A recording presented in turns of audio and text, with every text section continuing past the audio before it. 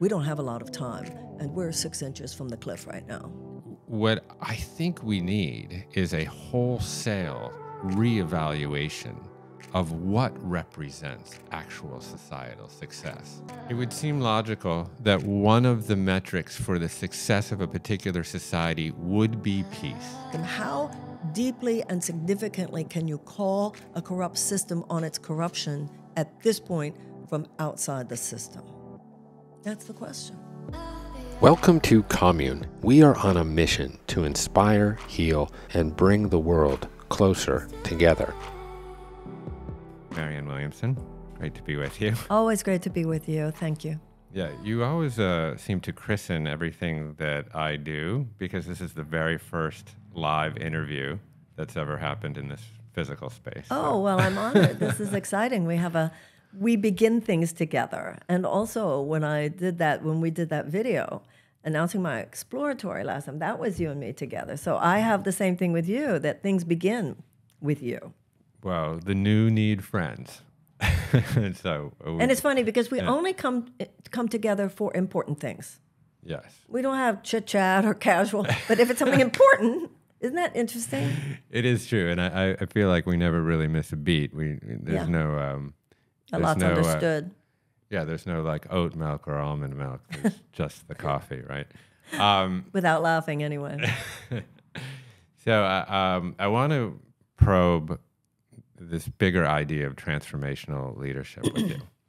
And I'm going to start with a quote, which you will recognize. "The arc of the moral universe is long, but it bends towards justice." Of course, we know that was Martin Luther King. Although they say that he was actually quoting someone else. There's a lot of lack of clarity about that particular line because Howard Thurman, so who knows, but King certainly said it. This idea that over time we seem to correct to better align the human condition with our highest principles. That is a lofty and optimistic idea. And I want to stress test it a little bit because we are at a very thorny inflection point. And we spent some time together yesterday up in Topanga, and you brought this up. So I want to probe at it, and we'll start with kind of the very timely and specific, and then we can move out to the timeless and broad. So first, I want to timestamp this conversation a little bit because we're going to talk a little bit probably about specific events. So we're here, it's September 30th, 2022. So on September 14th, a 22-year-old Kurdish Iranian woman who was named Mahsa Amini was traveling from where she lives in Kurdistan, which is a province in Iran. And she was traveling to Tehran, the capital, and she exited a subway station with her brother, and a very horrific set of things occurred. So can you describe a little bit of what happened to this woman? She was approached by the Iranian quote-unquote morality police, although I don't know why I'm putting quotes around it. They're the morality police. And her hijab was not on correctly. Or maybe, I'm not sure, I don't know if it was that it wasn't on correctly or is that it was a headscarf but not full covering. For whatever reason, they felt that she did not live up to the standards of how they felt an Iranian woman should present herself in public, even though she was with her brother, because you have to be in public with them, right? They beat her horribly, put her in a coma. She was in a coma for 3 days, and then she died. This was like the spark that lit the extraordinary fire of protest that is going on in Iran now. Persian culture is brilliant, historically brilliant, but also historically free. I mean, there was a democratic leader, democratically elected leader, who in 1953, I think, was overthrown by American CIA and British forces because he had the audacity to say that he felt that Iranian oil should belong to the Iranians and not to British petroleum. We at that time instated the Shah of Iran, who was a bad guy, but he was our bad guy. the whole imperial king thing with the beautiful empress, etc. But he was, in fact, a brutal dictator. They thought that the dangers to his reign were the fascists and the communists, not realizing and surprising not only him, but also surprising the CIA, surprising all Western intelligence. The real threat came from the growing Islamic fundamentalists, led at that time by the Ayatollah Khomeini. And they then staged the Iranian Revolution in 1979. Under the Ayatollah Khomeini's regime, and then his successors as well, the rights of women have been aligned with his strict interpretation of Islam, which has kept many women in limited conditions, including the wearing of the accoutrements and, that are determined by that government. When this particular killing occurred of this 22-year-old young woman, this obviously sparked a fire. It was like the spark that lit the bonfire, but clearly these protests represented energy that had been accumulating. And I'm in total awe of the bravery that is being shown by women taking their headscarves off, even cutting their hair. Many have been killed. The internet has been completely cut off, so we can only get very little information. But we know people have been killed. This is a very brutal regime, very violent regime. We can only imagine what is happening, particularly some of these young people, the fear of parents and children. It's extraordinary, and let us pray. The one thing I will mention, however, is that Americans should keep in mind what happened to someone like Elijah McClain and other unarmed black men in police custody in the United States over the last 2 years. It's not something we should fail to recognize for its severity, which is not totally unlike what happened to this young woman in Iran. Yeah, in fact, there may be a parallel there to make of this woman, Mahsa. This could be kind of Iranian's George Floyd moment, if you will. Well, yes. You know, it's so important when we talk about these things, because on one hand, yes, you're right. And on one hand, you're also correct that the way certain protesters have been treated has not been fair, has not been just, has not been nonviolent. At the same time, I don't think we can compare, nor should we even go close to that, the response of the U.S. government to BLM, to the response of the Iranian government to what is happening in Iran. Yeah, absolutely. That's a distinction that has to be made. And I mean, I think we've had now 85 to 90 people killed among those protesters in Iran. And that's just what's being reported. And of course, so, what we even can know. But these protests have now scaled across the country. I mean, they're in, 85, 90, 95 cities across Iran. And it is just absolutely breathtaking and inspirational what many of these women, as you say, what they're doing. I mean, given the circumstances and what's at stake. Just even to walk out the door is to risk being killed, beaten, tortured. Yeah. And now, to be fair, I mean, now there are some men that have joined. Yes, the men are showing up as well, but the women are leading this. That's right. And I think the point that you make, which is sort of where I'm going here a little bit, which is that, Persian culture was this like effervescent, intellectual culture.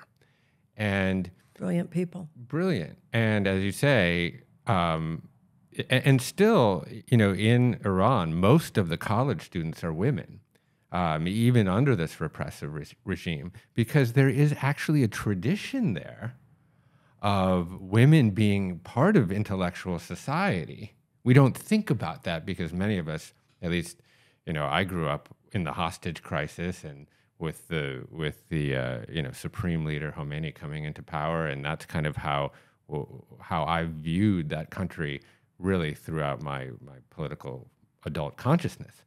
But I guess what I'm saying here is that we are very accustomed to the expansion of rights and not the contraction of rights. And, there are, and you speak so eloquently about America's ability to self-correct over our history. But it is naive to think that in this country, that we will continue on a trajectory of expansion of rights, because what we saw this summer with the Dobbs decision, for example, was patently a contraction. Well, we're not living in an era of the expansion of democratic rights. We are definitively living in an era of a constriction of democratic rights. The Voting Rights Act from the 1960s was an expansion of rights. This was gutted in 2010 by the John Roberts Supreme Court, which has led to a constriction of rights. What you just mentioned with the repeal, the essential repeal of Roe v. Wade. We're living at a time of a constriction of rights. We have people in government who are talking about trying to limit and constrict the right of gay people, even now. So unfortunately, the trajectory of self-correction, the trajectory of expansion of rights, as represented by abolition, as represented by the women's suffrage movement, as represented by the civil rights movement, we're now in a period of contraction. We're not in a period of expansion. I think we all need to get that. And the really scary part is that there's actually no guarantee that we will move back into expansion. The system that is intent on that constriction and contraction, these are institutional forces which put the primacy of property rights over democracy. As was said by an economist, Buchanan, who was then funded by the Koch brothers, he said the only way to guarantee the primacy of property rights is if we put democracy in chains. So there's a very intentional effort to constrict our democratic rights in order that the entire neoliberal, unfettered capitalism, unregulated capitalism, property rights above safety, security, health, well-being of people, animals, and planets. Their intent is for that agenda to be so codified in our laws and in our institutions that it would take a kind of revolution to change that. Yeah, and this is where we may be barreling. I mean, we certainly are experiencing what I might call a tyranny of the minority. Yes, we are. And that was engineered in many ways as a check and a balance within our system of government. Well, wait a minute. The founders wanted to protect the rights of the minority. That's right. They did not intend to create a tyranny of the minority. I think they'd be horrified. But definitely, as you're saying, their intent was to protect the minority. They didn't know what the minority was going to do once the minority got in power, how they were going to tyrannize the majority, if at all possible, which is exactly what has occurred. Yeah, well, what I'm specifically referring to is, for example, if you look at like how representational government is apportioned in the Senate, for example, where we have, I believe, more or less, we have a 50-50 split, but those 50 Democratic senators represent 40 million more people than the Republican senators. California versus South Dakota. I mean, it's outrageous. Yeah. So built in to that system is an inequity in terms of how many people it takes to represent, how many people have one representative essentially speaking for them. And now we have all of these legal means by which to perpetuate this inequity. So if you look at gerrymandering, for example, it's not that it's illegal at this juncture. I mean, courts are ruling on how certain state legislative bodies are carving things up.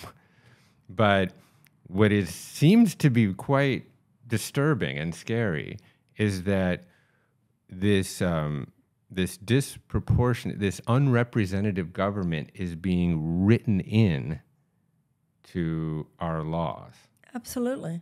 And of course, it's not just the gerrymandering, it's also the Citizens United decision, which gave corporate power, unlimited permission to flood our election season, so that, just because something is illegal doesn't mean it's not a crime against our democracy.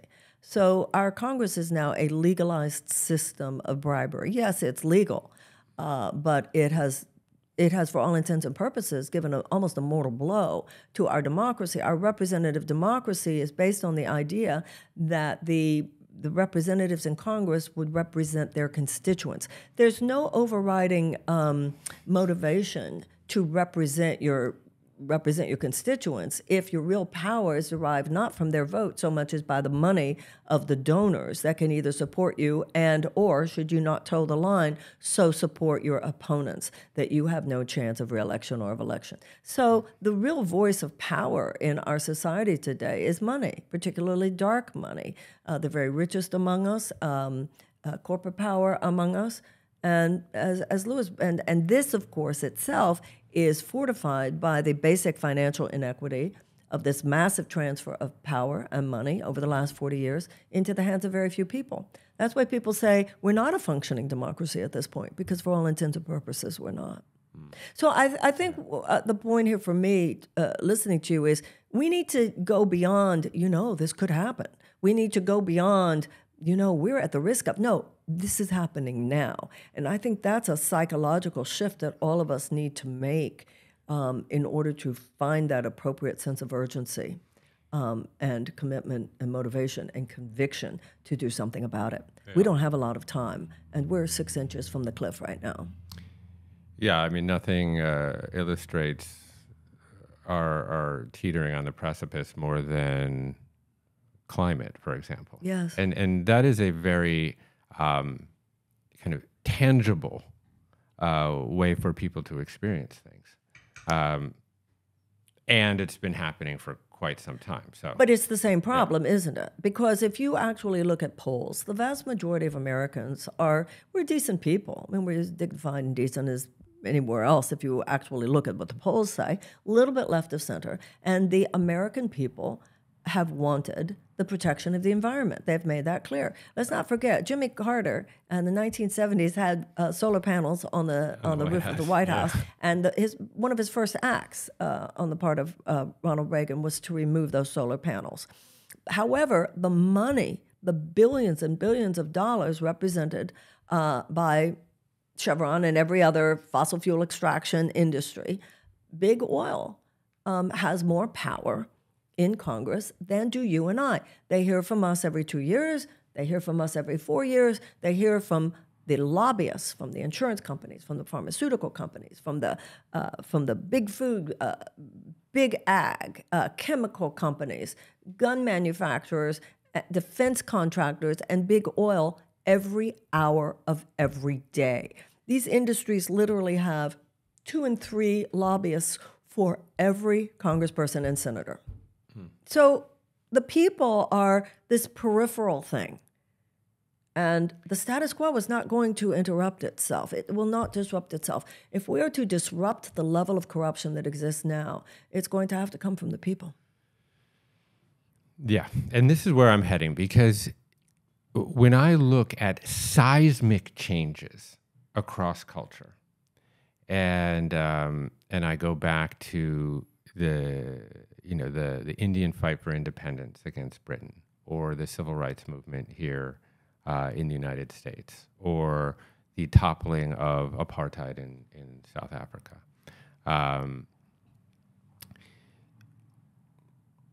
Those changes, those transformations within society didn't happen from inside the systems and structures that were, let me rephrase that there was something bigger, there was some motivating force that got people to step into that conviction, first of all.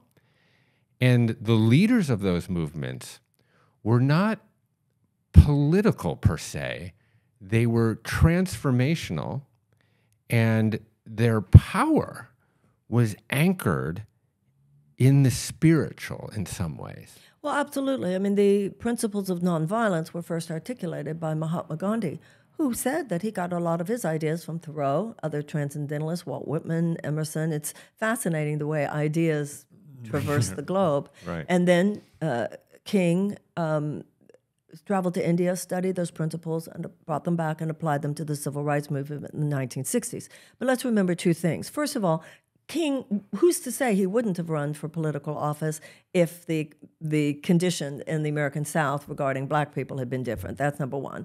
Number two, even when you talk about apartheid, let's not leave out Nelson Mandela. He was in prison. As soon as he got out of prison, he did run for president of South Africa.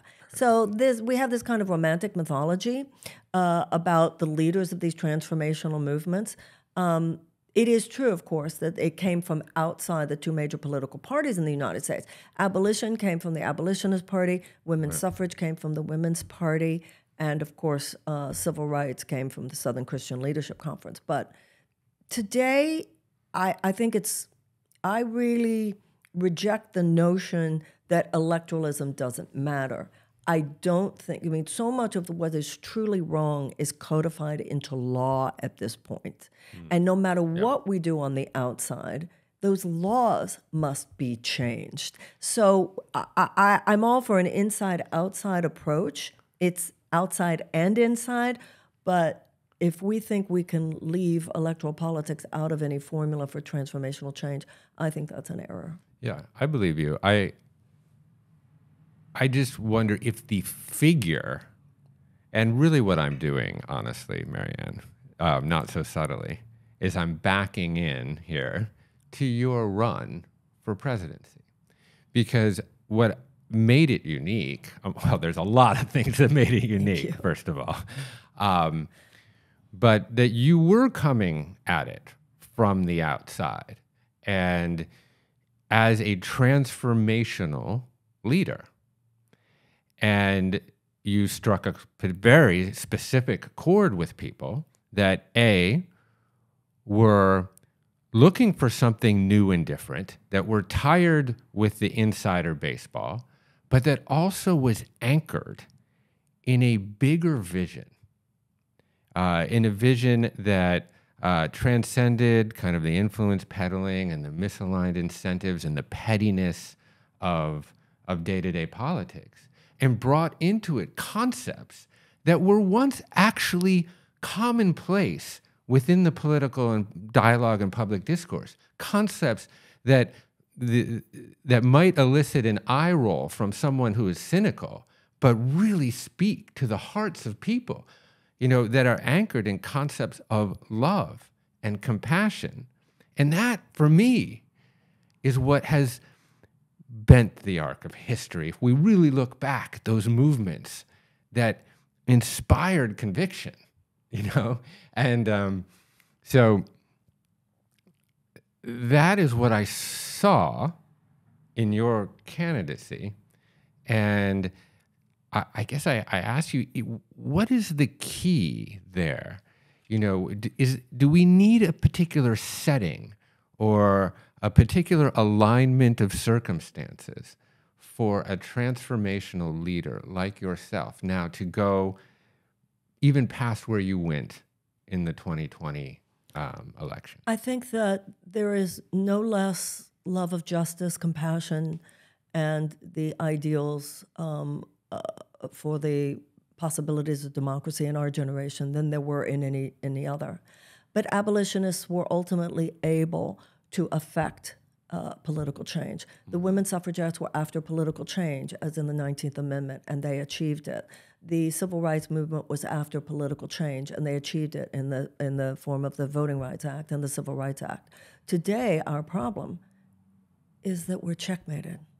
The system's all sewn up. You look at the civil rights, the Martin Luther King on the steps of the Lincoln Memorial, over 200,000 people there with him. It led to change. Today, BLM, Black Lives Matter movement, is the biggest protest movement in the history of the United States. It has not led to one single legislative change. They don't care anymore. That's the problem. So if a transformational leader isn't actually threatening them, their actual political perch, they don't even pretend anymore. They don't care. And that's why I think a lot of people are feeling so cynical and so even desperate and angry these days, is that these neoliberal economic forces, which stand for the primacy of unfettered, unregulated capitalism, really it's American capitalism, which has gone off the rails over the last few decades.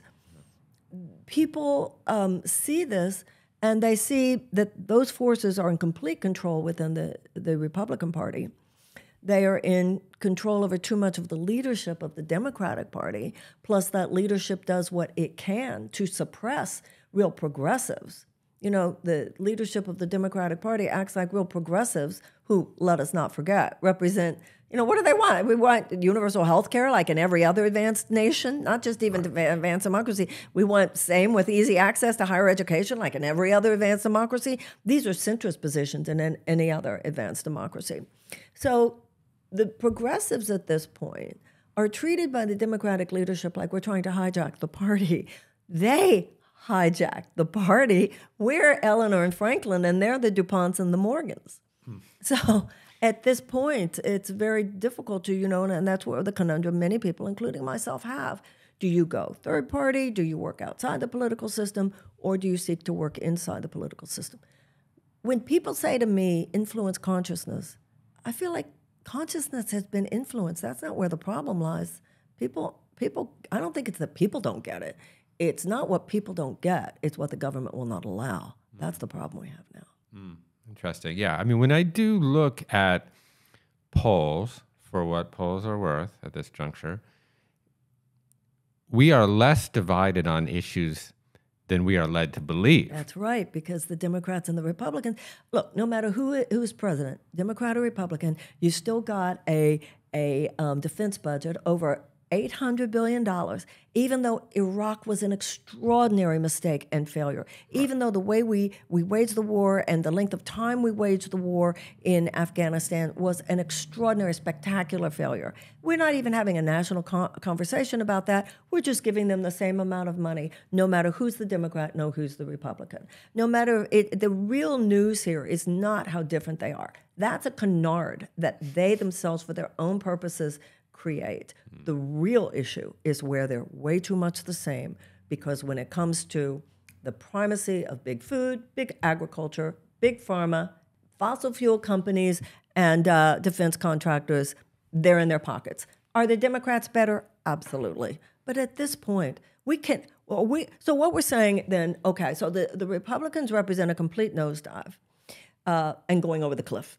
The Democrats represent a managed decline and staying 6 inches from the cliff. How long can that go on? We lose our democracy either way. As Louis Brandeis, the late Supreme Court Justice, said, you can have large amounts of money concentrated in the hands of a very few, or you can have democracy. You cannot have both. So do you want to, you want to just die now or die later? That's really kind of the way things are constructed at the moment. The intervention that is necessary, intervening, disrupting the neoliberal tyranny, that's the real tyranny, which is the definition of fascism, by the way, is corporate power and governmental power in such type partnership. It won't come from them. But I don't see, my own conundrum is, but if you're not within that system, how deeply and significantly can you call a corrupt system on its corruption at this point from outside the system? That's the question. It's a very difficult one to navigate. I mean, Andrew Yang, who I know is a colleague, and maybe you would call him a friend. Yeah, absolutely. I mean, he is taking a swing at a third party. I love Andrew, but what swing? It still takes corporate money. Yes. I think the only swing here would be one, that as a country we seem to have devolved in a way where we can no longer agree or disagree without being disagreeable. So, he and Christine Todd Whitman, I think in some ways it's more of a symbolic thing than anything else, which is like, okay, let's just pause and take a breath and see if there are some areas of common ground.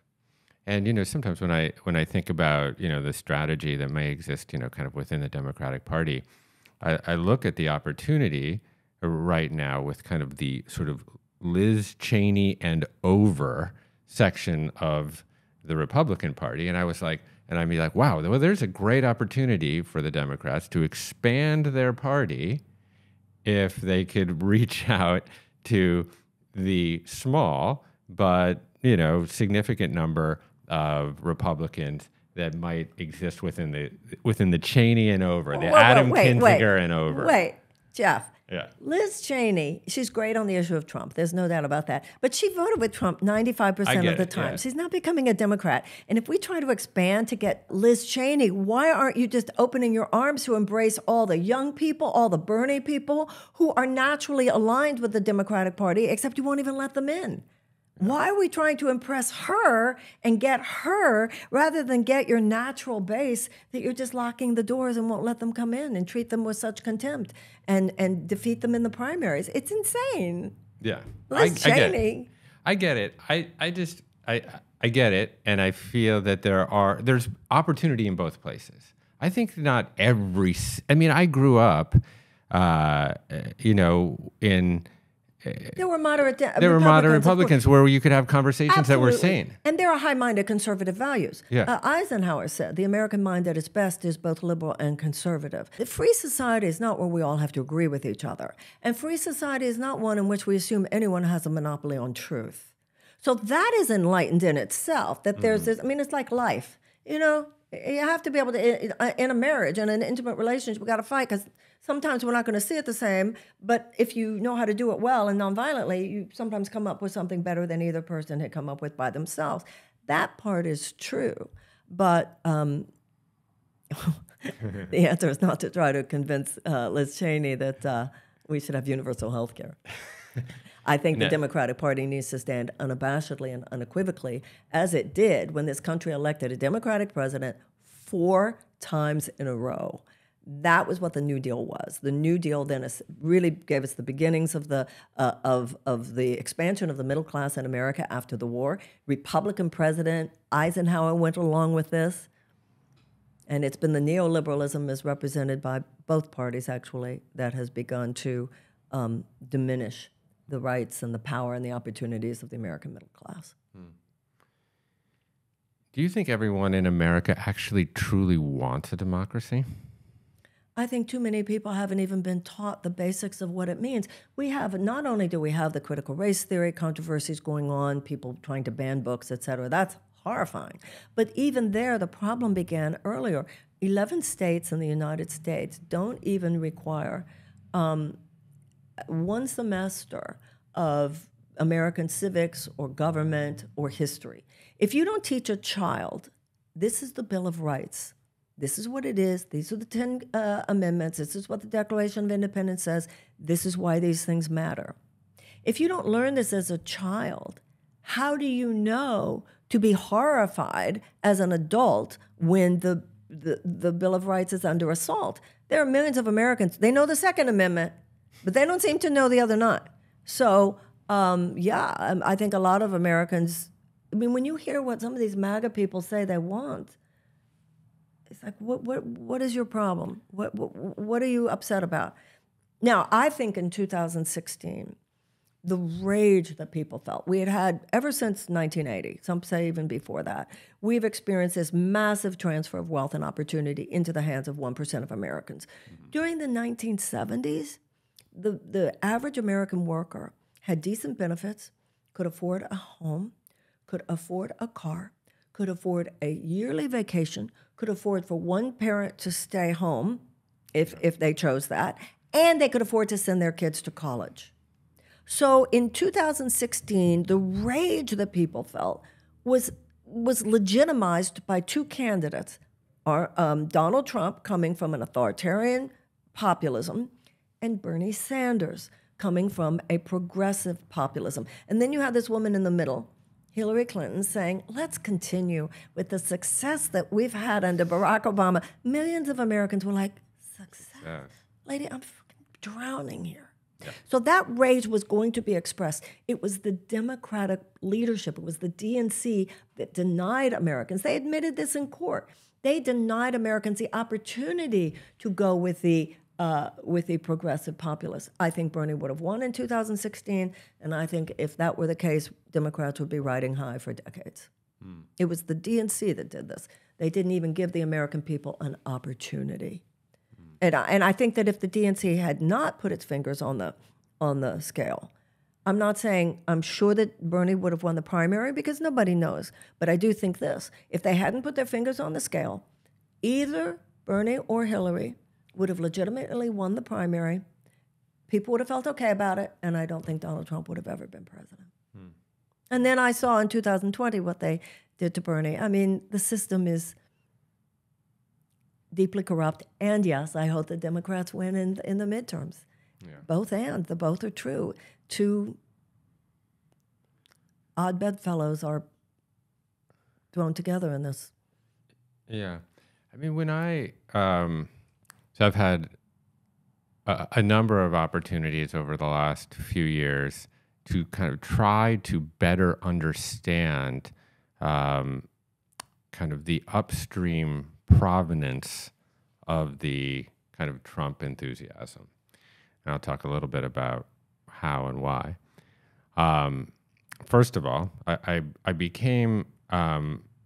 started to have a number of different Zoom calls with Trump voters. Wow. People that, so I was writing a column associated with Commune, and in the summer of 2020, it was hard not to write about political issues. And I was over a barrel because I had to write something every Sunday, as I know you commit to writing a lot, so you've got to get it out. And, I was trying to be thoughtful, but also express an opinion and, put it through a certain lens that I felt was germane to Commune. And inevitably, when you send something out to 1 million people, there's going to be people that have issues. And, I was getting a lot of critique and some harsh critique from the left, but mostly on the right. And, some of the critique, because I attach my email to these screeds. Some of it was just like, Trump 2020, Trump 2020, or like, screw off, whatever. You can't do anything with that. But there were some people that were willing to engage thoughtfully. And then I would take the time to get into some, repartee, if you will. And eventually I would say, let's have a Zoom call. And plenty of people dropped off at that juncture, but plenty of people didn't. Oh. So I had about 20 across the summer of 2020, and then I started devoting about 3 or 4 hours of my Monday afternoon to having these Zoom calls. And largely with Trump voters, almost exclusively, and then some people on the far left of the Black Lives Matter movement that felt that basically as a white man I had no place in having an opinion at that juncture, sort of a standpoint epistemology approach to that. And basically I was like, I know, but I write a column. So anyways, what's more germane to our conversation here is some of the conversations that I had with people on the right. So I got to be very close, and I had probably half a dozen Zoom calls with this one particular woman named Sue. She was from Susquehanna, Pennsylvania. She is a sort of quintessential portrait of a single woman living in rural America whose town has been shuttered up, who has been decimated by fentanyl, who is holding down 2 part-time jobs, one at a convenience store, one at Home Depot, raising a kid, and with the only food available to her really is from the 7-Eleven. And so by extension, was quite overweight. She had diabetes, so she's on insulin. She had other forms of autoimmune disease, so she's on this cocktail of pharma. And she's pissed off. And she didn't feel privileged at all. Well, she's not. And she was angry around constantly being shamed, and I guarantee she was not guilty, didn't feel guilty in any way of what her great-great-grandfather might have or might have not done or something, and she felt not only miserable and sick and poor and barely making ends meet, but judged. And here comes a guy who has no moral superiority over you, doesn't judge you, and says he's going to help you. It's absolutely correct. Her rage is completely legitimate, and it has been exacerbated by the suggestion that she is privileged and so forth. There is no doubt about it. It reminds me of FDR, however, saying that we would not have to worry about a fascist or a communist takeover, he said, as long as democracy delivered on its promises. Democracy did not deliver for that woman. Yeah. And starting with NAFTA, the trade deals, all of the energy, all of the opportunity, all of the benefits, all of the money was sucked out of that woman's town by under both Democratic and Republican administrations. And once again, going back to what I said, you're right, Trump said that, but so did Bernie. Mm-hmm. And many women like that, because of that, were not willing to vote for Hillary, but would have voted for Bernie. So, I mean, that woman is right in her. Her rage is legitimate. She has been screwed by a rigged system. The problem is that both Bernie and Trump said it. Trump just rigged it further against her, and Bernie and those who agree with him in his progressive politics would unrig it, but. Once again, it's circular. Get back now. How do we get the power to do that? Right. So when you decided to run, yeah, you obviously surveyed the landscape.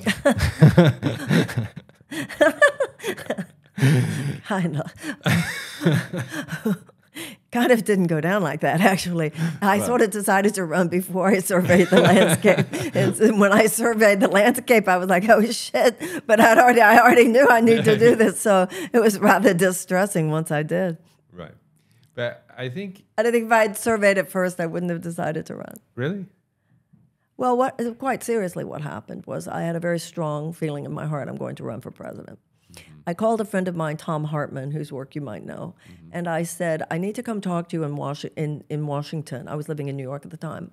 I said, I have to talk to you about something. So I went to see him in Washington, and I said, I'm running for president. Because when I first had this sense that I was running for president, I was just lifted to this. Anybody who I met is like, I'm running for president. I'm running for president. That's all I knew. Then when I talked to Tom, he wasn't negative, but he was realistic. He said, this is true, this is true, this is true, this is true. And I went, well, that's depressing. Because reality is like I crashed onto the rocks of material reality. And it was a strange moment in my life because I was awakened suddenly, almost as in a flash, to what we were talking about here. And yet my conviction that I was supposed to do this was not diminished. And that began months of serious processing within myself. I would say that it's fair that you left a significant mark on that race, and brought certain issues to the fore that wouldn't have been probed. I would say the most prominent probably was the comment on reparations in one of the debates, because I feel that sparked a public discourse that might have been sort of bubbling below, but now it's very central. People talk about it all the time. But wait a minute. Even there, this is an example. Once I was out of while I was in the race, every candidate had to speak to it. The press would ask them. That's right. Once I was out of the race, for about 5 minutes, they were asked, and then they all breathed a sigh of relief because they didn't have to talk about it anymore. So now you say it's a conversation, but it's not a conversation in the rooms that matter. Sure. That's what an actual campaign does. It harnesses a conversation in a way that could conceivably be an actual disruptor, that could conceivably really inconvenience the system. True, but I do think that you brought it into the, maybe not into the right rooms, but you brought it into the living rooms. No, I did, and as long as I was a candidate, it was in the right rooms, because the right room is politicians being asked about these things in public forums. Yeah. My sense, however, is the moment is so urgent. I don't think we have that much longer that we can say, well, that's really good because you really influence the conversation. And if I do this again, I assure you I'm not doing it just to quote unquote influence the conversation. I have too many scars inside myself. This is not something you take on. This is brutal. You don't take this on just to influence the conversation at a moment like this. 2 years ago was a very different situation for me and I think for the country. You spoke very highly of the Prime Minister of New Zealand, Ardern. Yes. And I've always been extremely impressed with her in a whole variety of different ways. And she has essentially instituted what I might describe as new metrics for societal success within her country. And I know that you and I are both very fond of Robert Kennedy, and he has this wonderful speech about how we have sanctified the GDP as this like metric of societal well-being, right. You know. And he goes on, and it's an absolutely marvelous, eloquent turn of phrase. Her turn of phrase was as he kind of as he talks about all of those things that are included inside of that GDP. Mm-hmm. And what I think we need is a wholesale reevaluation of what represents actual societal success. Absolutely. And right now, what neoliberal economic paradigm, particularly so entrenched in our government, has done, it's turned everything into a commodity and every person into a consumer. And even as parents, you try to make sure your children understand not everything is a commodity. Your highest identity is not a consumer. But you look at how these children, just everywhere, we're swimming in an ocean of it. You can't turn on your computer. You can't turn on television. You can't turn on radio. You can't go anywhere that we're not being assaulted by this perspective, which makes everything into a commodity and you into a consumer. So yes, we need to. It is essential. It is fundamental. It is a spawn of an organizing principle of our society by which short-term profit maximization for huge multinational corporations organize our society as opposed to humanitarian and democratic values. Mm-hmm. I was in New Zealand recently, and I was informed by quite a few people that it's nice that we have this romantic myth of her that is propagated on the international stage, but everybody had a few things to say about what's really going down in New Zealand, so who knows? Yeah. But definitely she has said these things, and I agree. Now, there was also a speech that the president of Colombia gave just a few weeks ago at the UN that was very, very inspiring. So once again, when you see world leaders standing up and discussing an alternative way to live on this earth and to live with the earth and to live in honor of our ancestors and real devotion to our descendants, it's disruptive, it's interruptive, it's an intervention, and I don't see where anything else is. It's our only hope. As important as all these outside things are, such as unions, and that regeneration is wonderful. You and I have talked, and you talk publicly about regenerative agriculture, all the marvelous things. You know, this to me is the tragedy of this moment. We know what to do to turn this around. We have the best practices. We have the geniuses in this country and around the world. But what it really will take to turn this thing around, to turn the ship away from the iceberg, this Titanic that we're on, does not create short-term corporate profits. And that's really what you're talking about there. We value, it's a form of idolatry.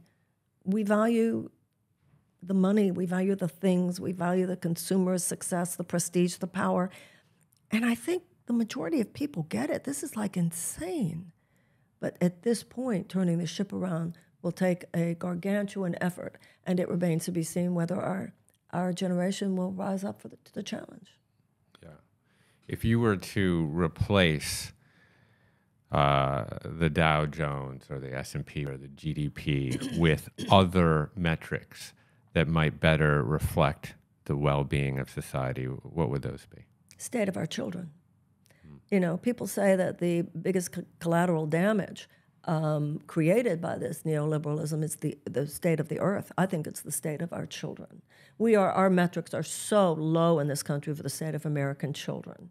They are the biggest collateral damage. They are not old enough to work, so they have no financial leverage. They're not old enough to vote, so they have they're not a constituency, and they are living the consequences of basically collective societal neglect and even, I would say, abuse. We have 8-year-olds in this country who do not attend schools where the resources are there to teach that child to read. And if that child cannot learn to read by 10, the chances of high school graduation are drastically reduced. The chances of incarceration are drastically increased.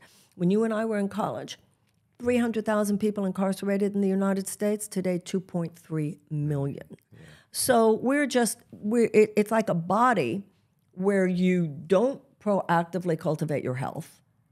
And then when disease comes, almost inevitably, you just create more prisons and more bombs as a kind of allopathic remedy, seeking to suppress or eradicate symptoms. We need to proactively create societal health, which do represent, as FDR said, you have to go beyond amelioration of stress. You have to create fundamental economic reform. You have to address a tax structure which gives so much, for whatever reason, to the very, very rich, and takes so much from people who cannot afford it. Everybody should have universal health care. Everybody should have access to a higher education. We should do a massive transfer of resources into the direction of children 10 years old and younger. We should have fundamental police reform in this country. Look at how police are trained in this country compared to how police are trained in a place like Germany. Something is so off in so many areas and that's why I believe in reparations, that the ship is listing so far to the side that at this point, if you were to even bring it back to any semblance of center, any semblance of universal availability of just what we should see as minimal opportunity, the minimum opportunity in a democracy, that will be called wild-eyed left-wing fringe, which is what FDR would be called if he were alive today. Yeah, so within those parentheses, the Department of Peace. Yes. So you have today over $800 billion in our defense budget. The State Department is now something like $40 billion. You know, war profiteering used to be a crime. Today it's an industry. After these spectacular failures of Iraq, Afghanistan, not even to mention Vietnam, and we make these horrible mistakes. 7,000 U.S. soldiers killed in those two wars in Iraq and Afghanistan, and the most the system can do is, oops, well, that didn't go too well. Yeah, that was probably a mistake.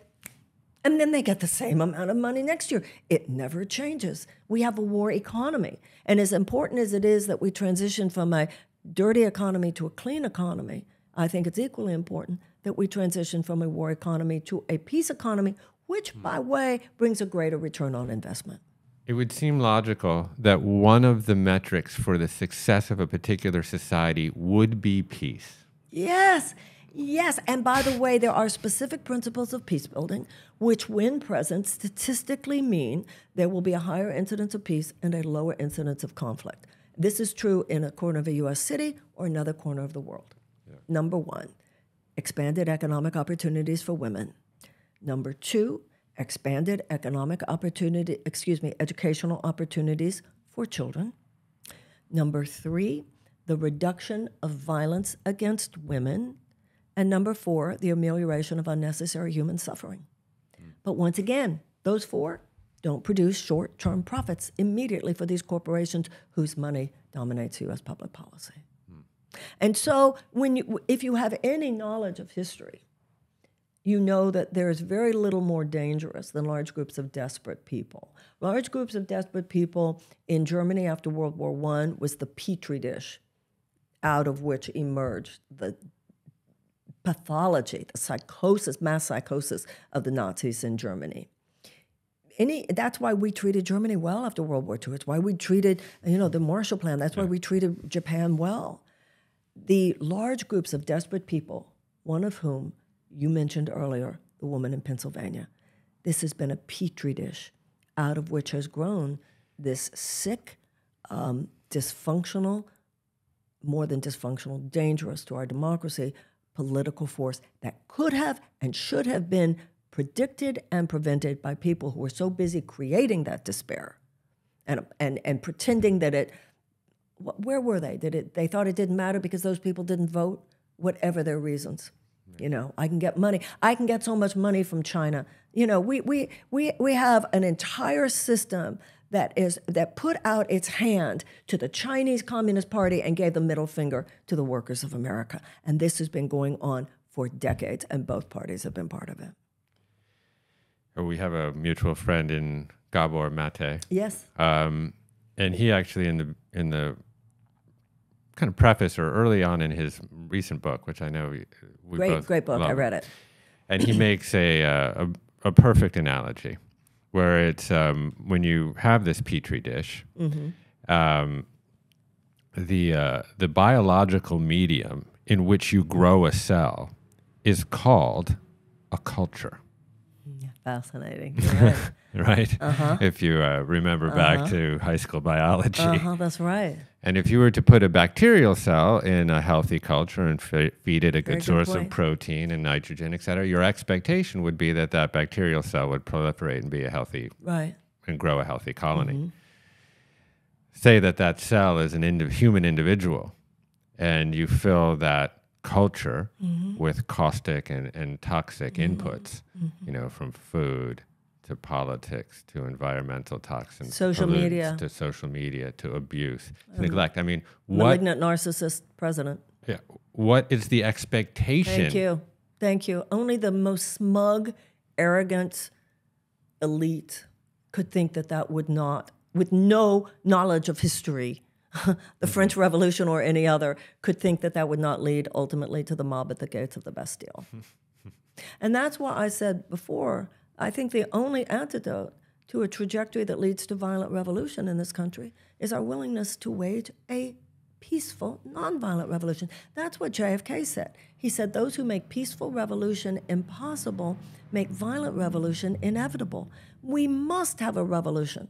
We must not continue with this neoliberal madness by which only a few Americans have easy access to health care. Only a few Americans have easy access to higher education or trade school. Only a few Americans can actually just work one job and make it in this country. This is unsustainable. It cannot go on. It's going to break one direction or the other. We are so close to the cliff. We are either going to descend into the abyss of a neo-fascist dystopia, or we are going to take a leap into a possibility that we have the means for, and it remains to be seen whether we have the qualities of personal leadership and just personal selfhood to make happen. That's the question for people like you and me. That's right. So what are you going to do about it? I'm going to ask people like you and others that I know, would they be with me this time? Not that you weren't, by the way. You were wonderful to me. Don't get me wrong with that, with my comment there. I just mean that I keep looking on the landscape. Well, who is there? Who is there? Who is there? If Bernie runs again, then Bernie is there. So maybe Elizabeth is there. And that's good too. But I do feel that our community brings a whole person, holistic perspective to things that expands beyond anyone within the system. Not Bernie, because I think Bernie is so fantastic. But, when I ran for president, I would say it was 50% brutality and 50% exhilaration. I know how they treated me when I was an inconvenience. I can't imagine how they would treat me if I'm a threat. Mm-hmm. So I'm not naive about any of that. It's a very serious decision, and gauging, like you were talking before about surveying the landscape. Surveying the landscape of what is the energy here? Where are people? There's no one person, no 100 people that are going to turn this thing around. If we're going to turn it around, it's going to be a collective effort, a massive collective effort. And I think I'm gauging whether or not I perceive a readiness to make that effort, and whether I believe my best contribution would be to be a candidate for president. Right. We have a dinner time ritual in my family with my 3 girls. Yeah. It's called Rosebud Thorn. So it's a wonderful opportunity for us to kind of find out what's going on in each other's lives. Wow. And it also brings us down and present and there for each other. And it also has very good knock-on physiological impacts, because when you're in a more parasympathetic, relaxed state, you have a better time digesting your food and absorbing your macronutrients. That's a separate podcast. But rose, of course, refers to the rosiest part of something. Yeah. You know, what was effervescent and wonderful and fulfilling about something. The thorn, what was the most kind of pointy and discomforting. And then the bud is what might hold the most potential, as a bud might. So what was your rosebud thorn of running for president? It was, I said to you before we did the podcast, I said, imagine the Wanderlust Festival, the exhilaration and the excitement that you and I have both experienced in our personal and professional lives, people coming together, like-minded people, discussing ideas of greater social and political and personal enlightenment, how exciting that is. And then I said, add to that this is a presidential campaign. That's pretty exciting. Pretty exciting. Yeah. Really exciting. What is the highest potential? That we could actually help turn the country around. Mm-hmm. What is the thorn? They're so mean. Yeah. And you seem well equipped for mean-spiritedness.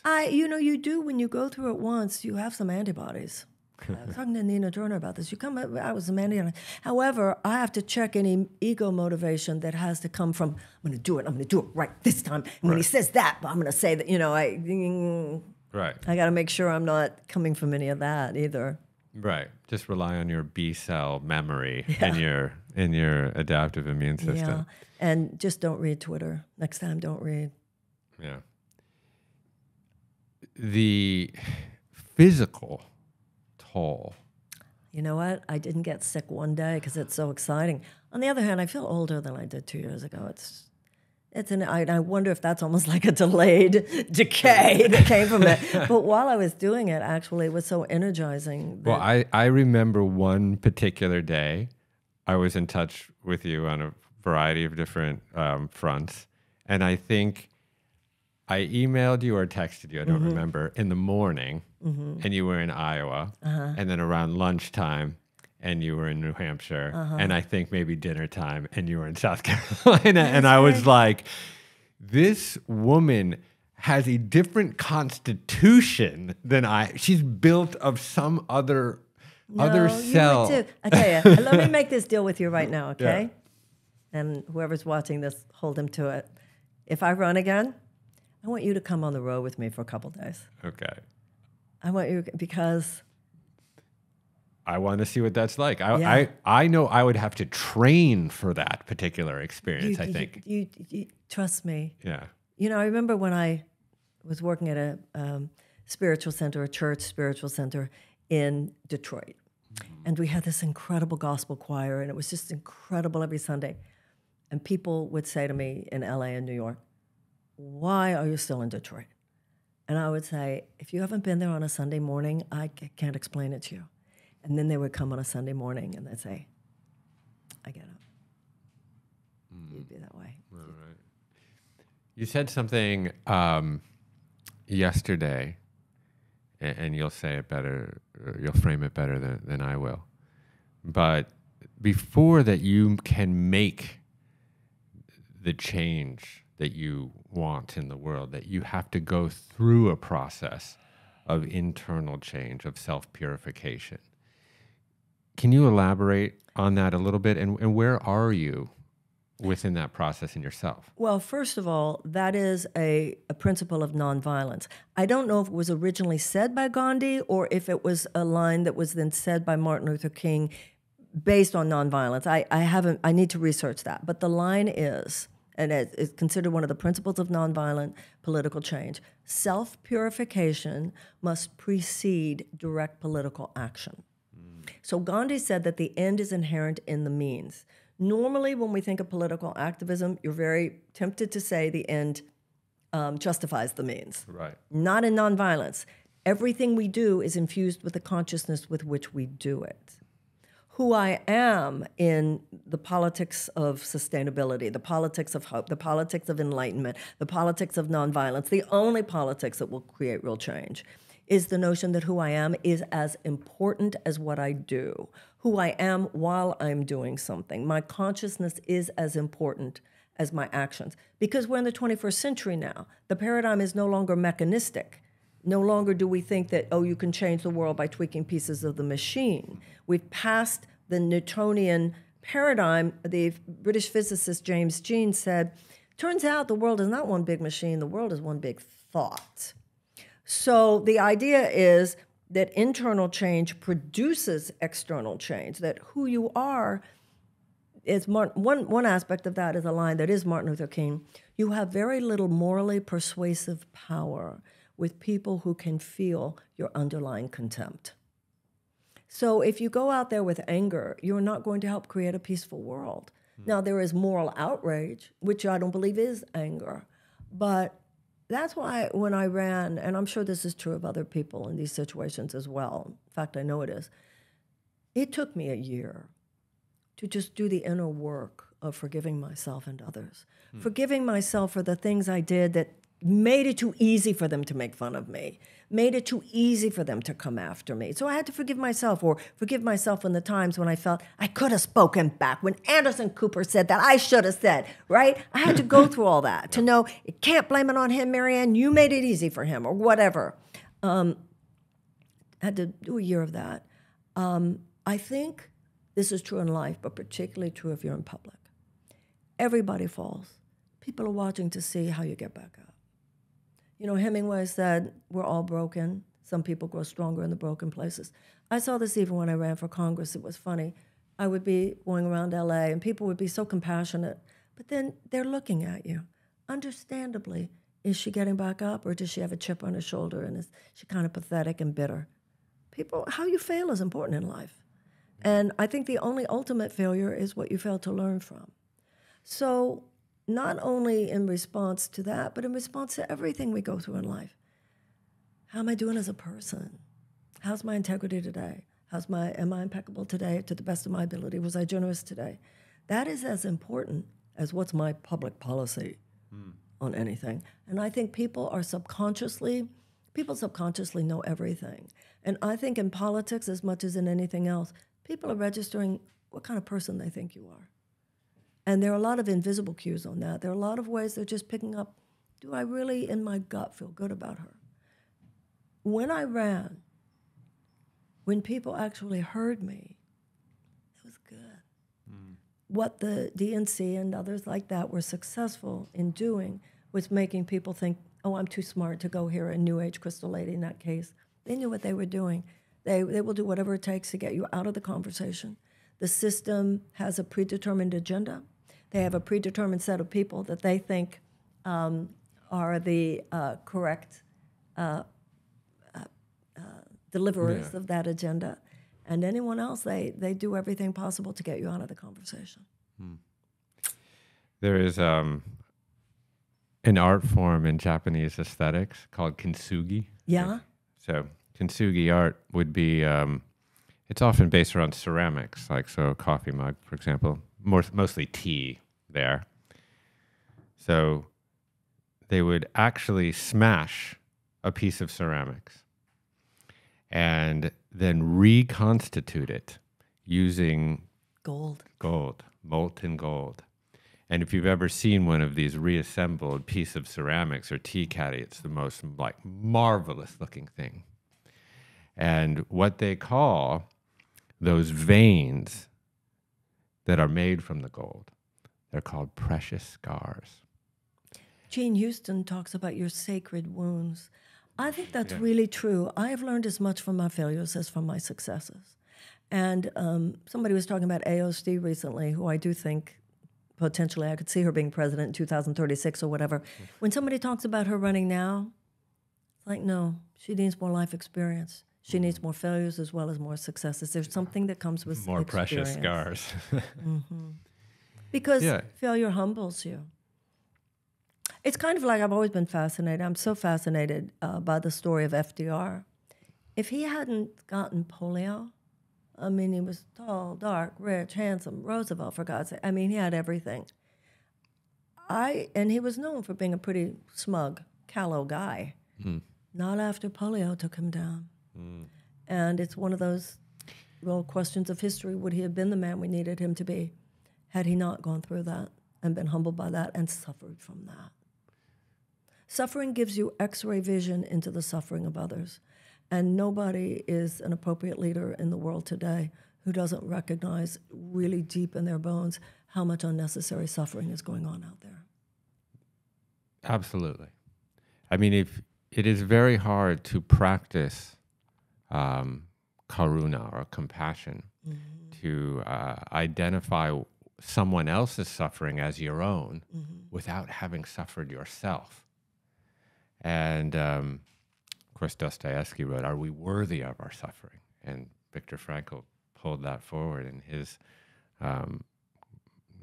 memorable tome as, you know, one of the three great ways that we find meaning in life. We find meaning in our work, in this connection and relationship, and most difficult in our suffering. And it is how we can pull the pieces of our broken lives back together that creates humility and creates character.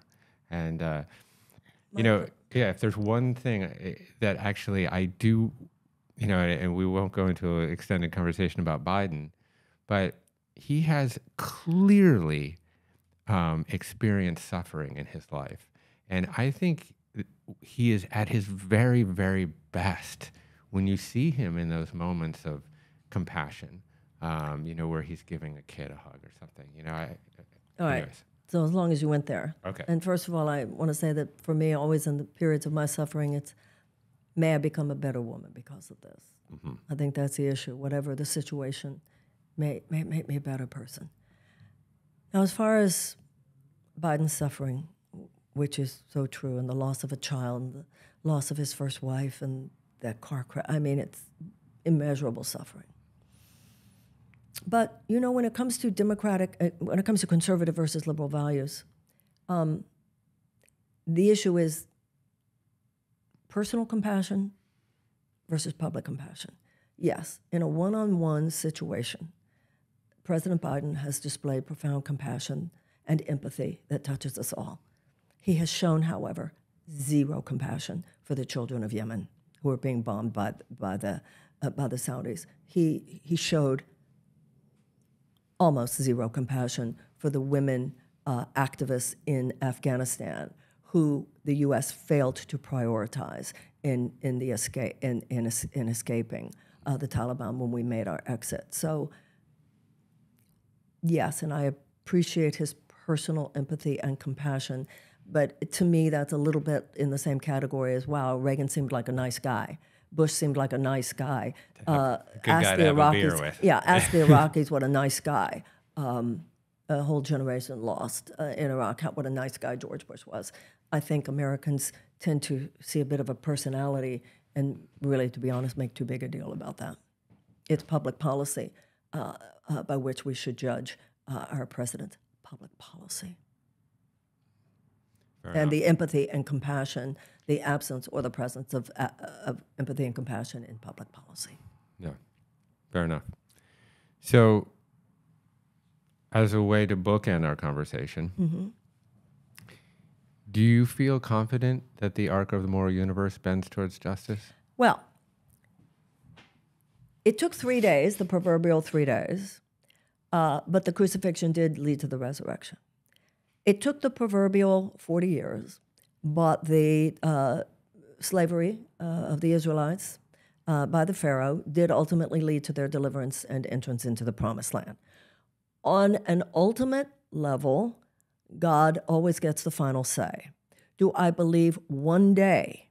Yes, I do. We will get there. The Course in Miracles says it's not up to you what you learn, merely whether you learn through joy or through pain. So, do I believe that ultimately, yes, we will all be an enlightened, loving species? Yes. However, we should not kid ourselves. Even though historically we have had a tendency to self-correct, we answered slavery with abolition, institutionalized suppression of women with the women's suffragette movement, segregation with the civil rights movement. It remains to be seen, however, whether or not our generation rises up, as others have done, to create the necessary pushback against overreach by capital, which is it's just the newest iteration of the same thing. We need to toughen up, Jeff. We're a little precious. You know, somebody said to me one day when I was whining about all this, he said, "Toughen up, Buttercup," and it was exactly what I needed to hear at that time. So, will it in our generation, in our lifetime, or even our children's lifetime? I'm sorry, it remains to be seen. God cannot do for us what he cannot do through us. Some fundamental shifts have to occur. On the other hand, and I was talking to Jacob, who works with you, and we were talking about this idea that once those shifts happen, they can happen very quickly. It's not midnight yet. It's the 11th hour, but it's not midnight yet. So my answer to your question is, it's like when environmentalists say, "Don't worry, Marianne, because the Earth actually will be okay. It just might have to, kick off the predatory species for 200 or 300,000 years." No, there's not a laughing matter. The amount of suffering, human and other species, the level of destructiveness that would accompany that scenario it's immeasurable. Yeah. It is so horrifying. And I would hope that we will all get to the point of realizing, no, that will not happen on our watch. If we get there, if we really take in the level of horror that will occur on this planet, if we let this thing go down that road and into that dystopia, I think we will switch into the people we need to be. I've seen, in my career, Jeff, I've worked up close and personal with people in trouble in their lives for decades. And sometimes it's when you get the terrible news that you have to say, wait a minute, let me think about this. And then you find out how noble, strong, and powerful you can actually be. That potential exists. But the answer to your question is open question. Yeah. Well, you and I both have experience with many people who are in AA, for example. And it is that rock bottom place from which there can be growth. Or death. I mean, come on. I mean, when it comes to the alcoholic, when it comes to the drug addict, people intervene. That's the whole point of an intervention. That's is when true. You realize if this continues, this person could die. We have to get out of our magical thinking about democracy. If it continues this way, this thing could die. Rock bottom does not lead, in the case of every addict, to sobriety. Sometimes it leads to the overdose. Sometimes it leads to cirrhosis. So let's not over-romanticize the story there, right? Fair enough. I suppose my point is that humanity seems to be very crisis-driven. That's when we seem to act. But what qualifies as a crisis now is a head-scratcher. Right, that's the problem, because before, in situations before, Americans are very good with a to-do list. We see the problem, tell us what to do. Get rid of the Nazis, check. Get rid of the Japanese Imperial Army, check. Or pass an amendment, check. Abolish slavery, check. This is a cancer that is metastasized. Right. And the system is predicated on people not totally getting we're the frogs in this boiling water and somehow thinking it's never going to kill us. Right. Churchill said, you can always count on Americans to do the right thing after exhausting every other option. I know, that's my favorite quote. And historically, that's true. Yeah. We are often late getting there, but when we do get there, historically, once we do, we slam it like nobody's business. I just think we need to slam it. Here's to slamming it. Here's to slamming it. Thank you, Marianne. Thank you so much for everything, Jeff. Okay, to be continued. Hey, thanks for watching. If you like this interview from the Commune podcast, then click subscribe and check out this video right here.